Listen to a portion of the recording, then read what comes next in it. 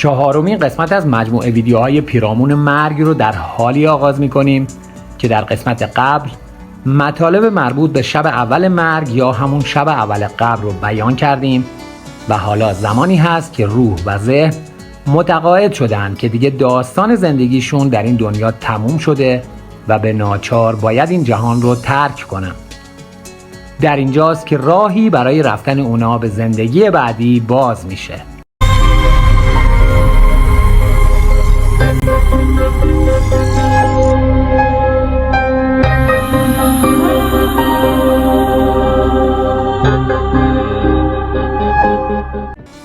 این همون مرحله‌ای هست که در موردش بسیار شنیدیم، همون تونل نوری که به سمت اون جذب میشن.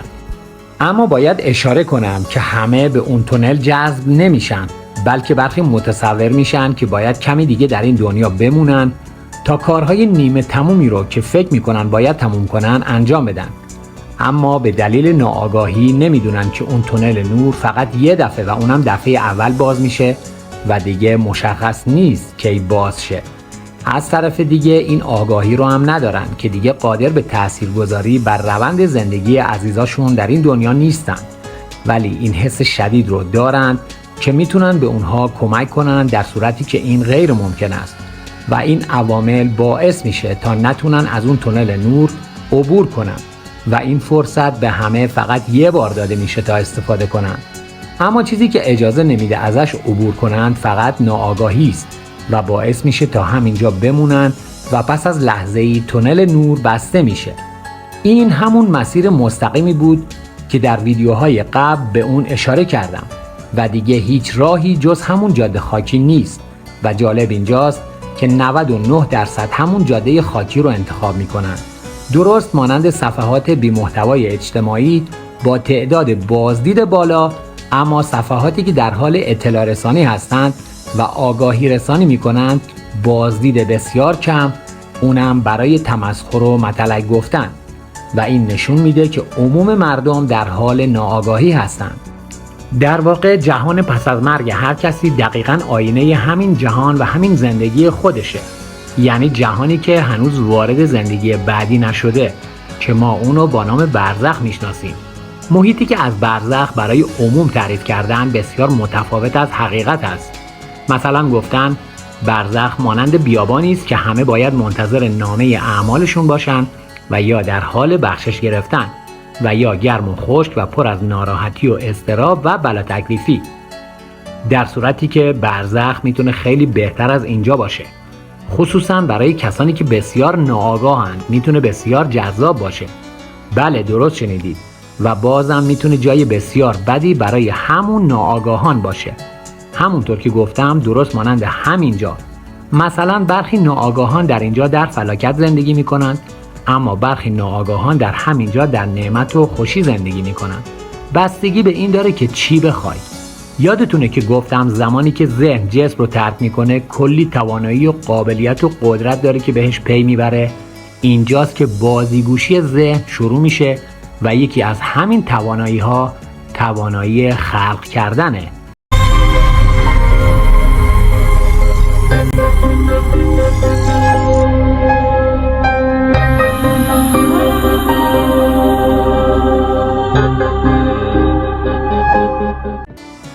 قبل از شروع ادامه ویدیو به یه موضوع اشاره کنم که در چند قسمت گذشته که موضوعاتی رو پیرامون مرگ بیان کردیم، چنانچه برای درک و فهم و حتی گوش دادن به اونها دقت و حواس جمعی کافی رو نداشتید، توصیه میکنم از اینجا تا پایان ویدیو سعی کنید این کار رو انجام بدید و دقت کافی رو داشته باشید.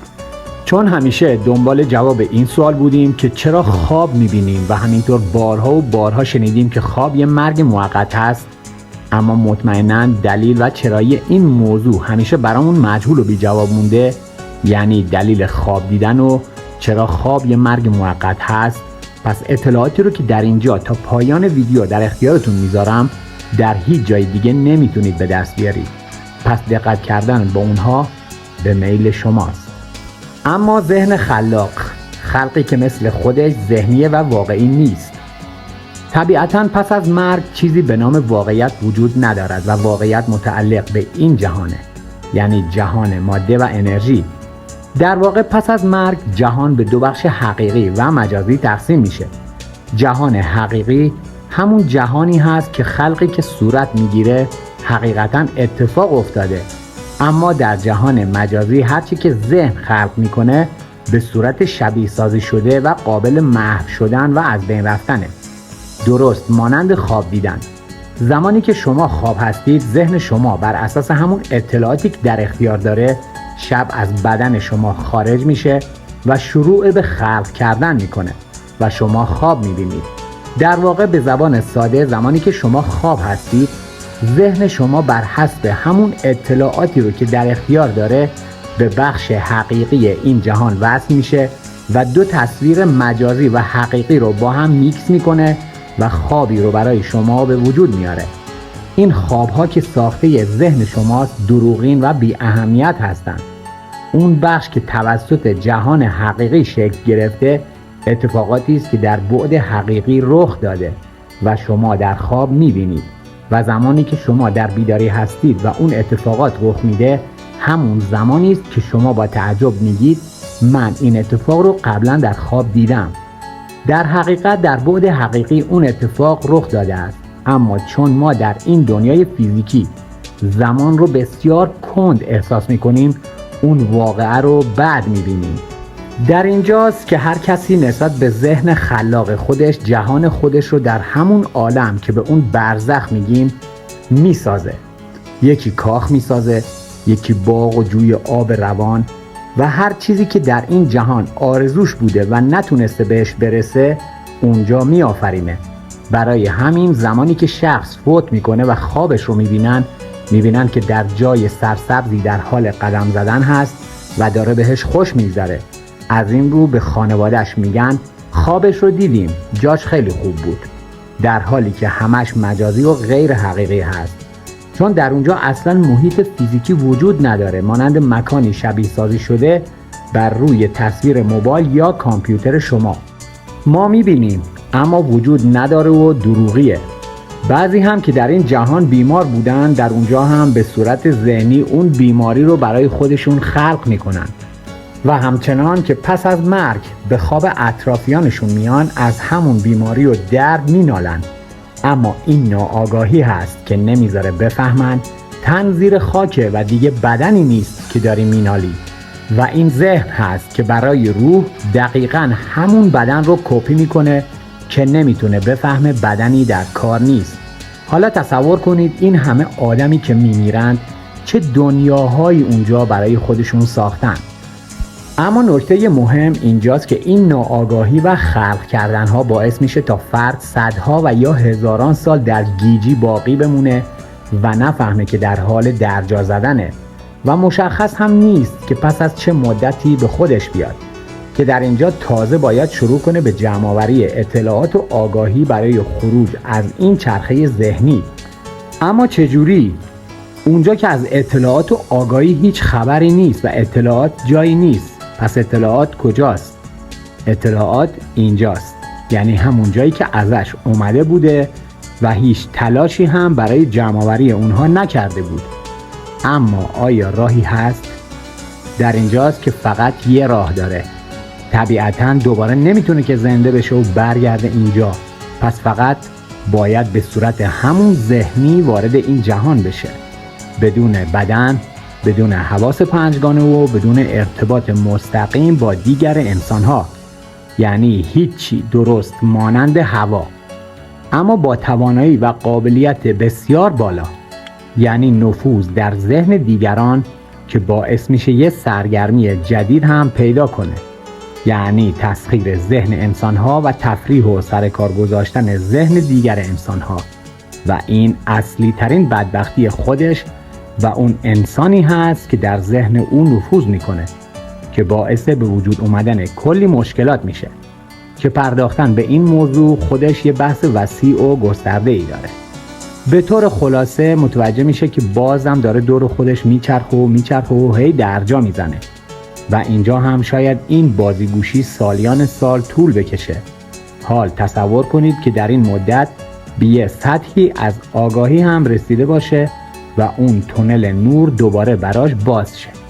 پس تا اینجا متوجه شدید که هیچ خبری از آتش و جهنم و سوال جواب نکیر منکر و غیره نبود و فقط خلق چیزهایی بود که توسط ذهن خودش به وجود آورده بود، حال یا لذت بخش و یا عذاب آور که در اثر ناآگاهی به وجود آورده بود. در اینجا پس از ورود به اون تونل نور که همگان ازش اطلاع داریم و حس بسیار خوب و لذت بخشی داره، قرار هست دوباره متولد شیم و خودمون پدر و مادر و محل زندگی خودمون رو انتخاب کنیم، اما بر اساس همون آگاهی که به دست آوردیم. حالا مکان و خانواده رو انتخاب کردیم و متولد شدیم. اما حالا که متولد شدیم دوست نداشتیم اینجا به دنیا بیاییم. دوست داشتیم مثلا در پرتغال به دنیا بیاییم. موضوع اینجاست که تا قبل از رفتن به مدرسه نمیدونستی که پرتغال میوه است یا کشور، چه برسه به قبل از تولد که داشتن کره زمین رو نشونمون میدادن. به عقب که برگردیم به اونجایی که گفتم همه مرگ‌ها و تولدها توسط یه سیستم هوشمند کنترل میشه، پس این سیستم هوشمند به میزان آگاهی شما انتخاب‌ها رو براتون باز میذاره و نه بیشتر. تمام این مطالب رو گفتم، البته با کنار گذاشتن کلی از موضوعات که هرچه زودتر شما بفهمی از جهنم و عذاب هیچ خبری نیست و با خیال راحت در جهان دیگه بهتر از جهان قبل متولد شید. پس جهنم ما مراحلی بود که درجا میزدیم و خودمون رو سر کار میذاشتیم تا یه سطحی از آگاهی رو برای رفتن به قسمت بعدی به دست بیاریم. همه چیزهایی که لحظه مرگ و اتفاقای پس از مرگ که قرار هر کسی یه روزی باهاش مواجه شه همینایی بود که توضیح دادم. هیچ چیز اضافه دیگه ای نیست. بهشت و جهنمی که برامون درست کردن یا آمپولی بوده که تو ذهن ما تزریق کردن به گونه‌ای که ما سرنگش رو ندیدیم. دقیقاً زمانی که ما بچه بودیم و خیلی زود هر چیزی رو که برامون نقل می‌کردن باور می‌کردیم و در حافظه ذهنمون ذخیره می‌کردیم. همانطور که گفتم جهنم ما همون درجا زدن‌ها و سرگردانی‌هایی بود که خودمون به دلیل ناآگاهی برای خودمون به وجود آورده بودیم. ناراحتی که برای دیگران به وجود آوردیم، احساس پشیمونی از نادانی و حماقتمون بر باورهای غلط و اعتقادات بی اساس و کورکورانه که داشتیم، شرمندگی‌های از رفتارهای زشتی که داشتیم، غیبت کردنامون، قضاوت‌هامون، دشمنی‌ها، نبخشیدن‌ها، کمک نکردن‌ها و همانطور که گفتم از کل موضوعاتی که دم دستمون بود و نباید انجام میدادیم که انجام دادیم و یا باید انجام میدادیم اما غفلت کردیم که باعث عذاب و ناراحتیمون میشه. همه اینها جهنم ماست و همه اینها مخلوقات ذهنی است که متعلق به یک ذهن ناآگاه هست. هر خلقی که میکنه درست مانند خودش ذهنیه. پس سعی کنید که آگاهیتون رو بالا ببرید. اما در آخر اگر تونستی این حس منفی و ترس رو از ماجرای مرگ از خودت رها کنی و از ذهنت دور کنی، از این به بعد خوب به روزهای زندگیت نگاه کن و از زندگیت لذت ببر. پرونده مرگ رو ببند و بذار برای زمان خودش. خوشحال زندگی کن و از کمترین امکانات نهایت استفاده رو برای لذت بردن ببر. گناه و عذاب رو دور بریز و شاد زندگی کن. یادت باشه آینه همین زندگیت میشه زندگی بعدیت. شاد زندگی کنیم و شاد و بدون حسرت این زندگی رو ترک کنیم. این راز بزرگ درست زندگی کردنه.